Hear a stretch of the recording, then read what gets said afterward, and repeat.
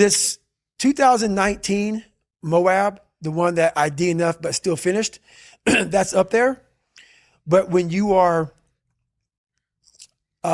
so, I guess you're not prepared to run 100 miles, and you take it for granted, and you didn't do any training at all, and you didn't have the right nutrition, and off a whim, like literally, like, you know what, I want to raise money for a foundation. And that's how that happened.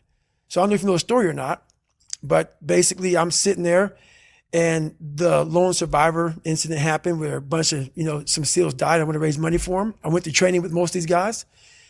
So I had the bright idea to raise money.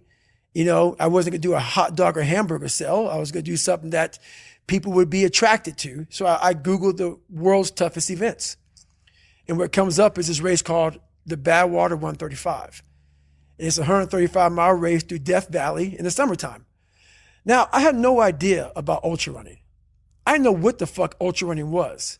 But when I saw 135 miles, I automatically assumed it was a stage race where you ran like maybe 10, 15 miles, bed down, and you got up the next morning and did it. So when I called the race director up, Chris Kosman, I'm like, hey, I would like to do this race to raise money for a foundation. He goes, have you ever run 100 miles?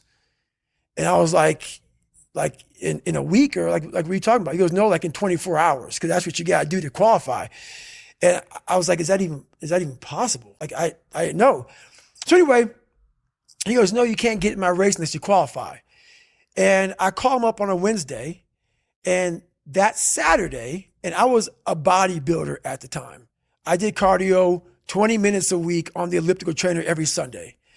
He goes, yeah, Saturday, you're in San Diego. Saturday is a 24-hour race where you run around a 1-mile track for 24 hours. And if you can get 100 miles, I'll consider you in my race.